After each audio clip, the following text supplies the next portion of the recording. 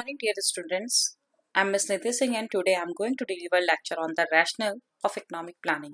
In the last lecture, we have discussed about economic planning, features of economic planning, and objective of economic planning. So let's start with today's lecture.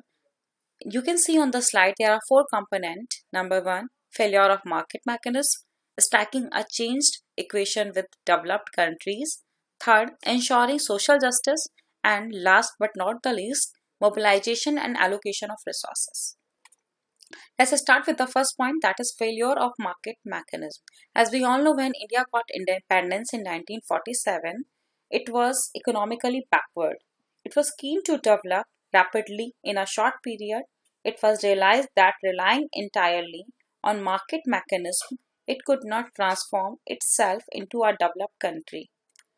The model of any of the developed economies of that time was not considered relevant, and India had to find its own development path. In the pursuit of its development goal, India could rely either entirely on market mechanism or on market mechanism with proper economic planning. It was felt that in the latter model, economic planning could make up for the deficiencies of market mechanism. Second point is striking a changed equation to developed countries. During the period of colonial rule, India's economy was integrated with British economy, and a relationship was developed between the two economies based on dependence of India's economy on that of England.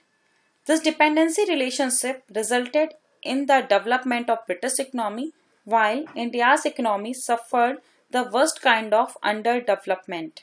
Therefore, the nationalist government of India decided to consciously change its economic equation not only with England but also with the entire developed world. For attaining the objective, India had to be self-reliant. Third point is ensuring social justice. The market mechanism operates in such a manner that gains of economic growth tend to concentrate with the higher hierarchy of the society and bypass all those who deserve to be helped most. Hence, in an underdeveloped country like India, the state intervention to undertake poverty alleviation program in the overall framework of economic planning is necessary. Next point is mobilization and allocation of resources.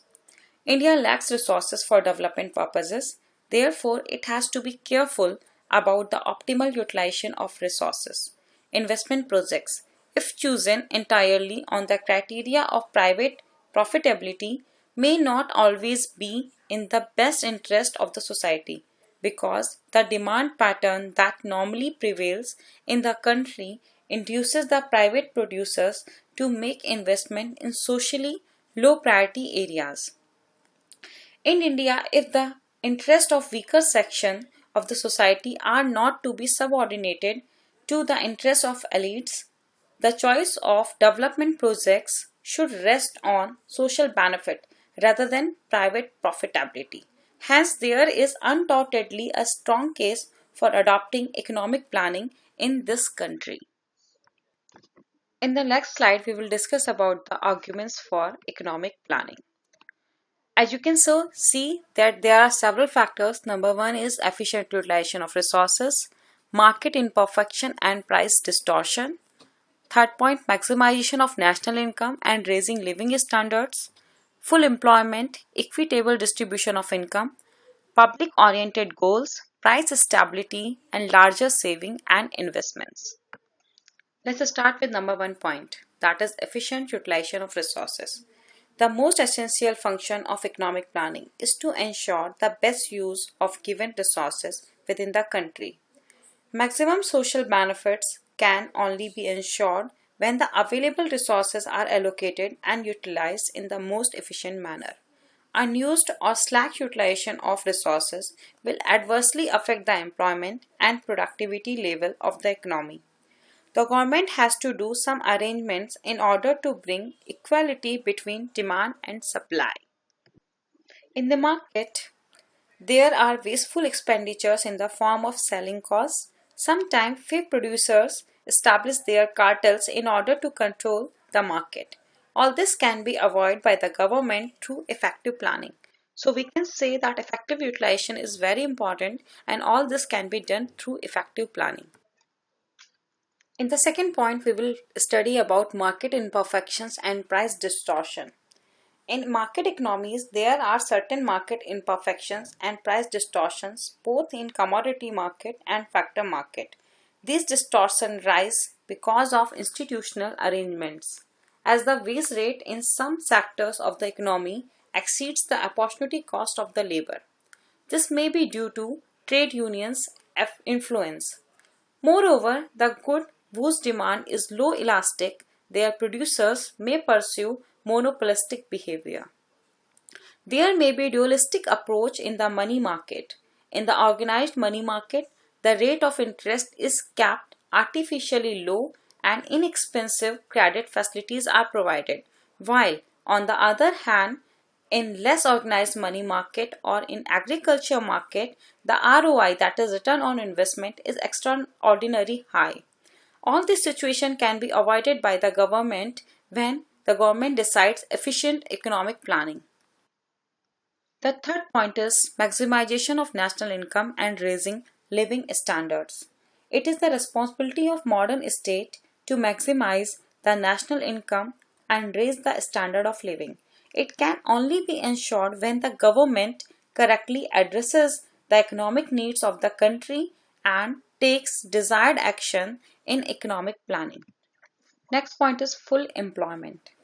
In economically advanced countries, the government's aim is to provide full employment. All modern governments have, in fact, underwritten employment. Unemployment is the biggest byproduct of any capitalist society. The government can redistribute labor or create more work opportunities for both public and private sector.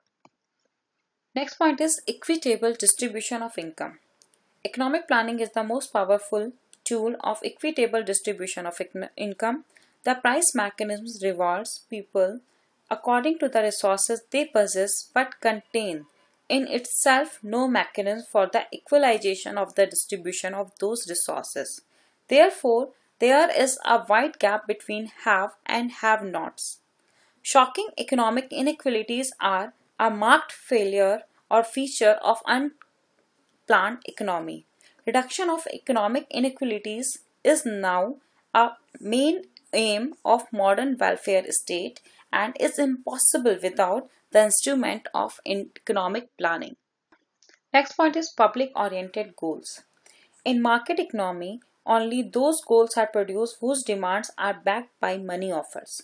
As a result, the production of public goods, services including health, research, education, old age benefits, poor houses, orphan houses, clean water, sewage, drainage, free entertainment, art and culture, historical assets, wildlife, forest, security and defense are altogether ignored or very less attention is paid. It is the planning which distributes the resources between present consumption and future consumption, social development and economic development, etc. As a result, the goals of planned economies are more welfare and public oriented. Let's start with the next point, that is the price stability. The purpose of economic planning is to reduce the price instability created by business fluctuation. During the period of increasing demand, the price hikes are inevitable due to supply shortages. In underdeveloped countries, because of low productive capacity, low saving and investment, and traditional setup, the price starts rising very sharply, and its impact on the developing society is very deep. In order to eliminate the adverse effect of price instability and business fluctuation, the government comes forward and play a vital role in creating a favorable economic conditions, which can be only done by the use of efficient economic planning. Next point is larger saving and investment. The ultimate task of any finance ministry is to boost up the saving and investment, especially foreign investment. In underdeveloped countries, on the one hand, there is a vicious circle of poverty, while on the other hand, there is an operation of international demonstration effect. In underdeveloped countries, there is a general tendency of demonstration effect within the people, and the whole economy's growth is hampered by dualism. Saving remain at the lowest level. The boost in investment, domestic or foreign, depends on the level and duration of economic stability. More stable and viable economic growth planning may motivate the investors in investing and thus increasing the level of employment in the economy. Thus, by discussing these points, we can say that economic planning is very much important for the country's economy. Thank you very much, students. In the next lecture, we will discuss some other points.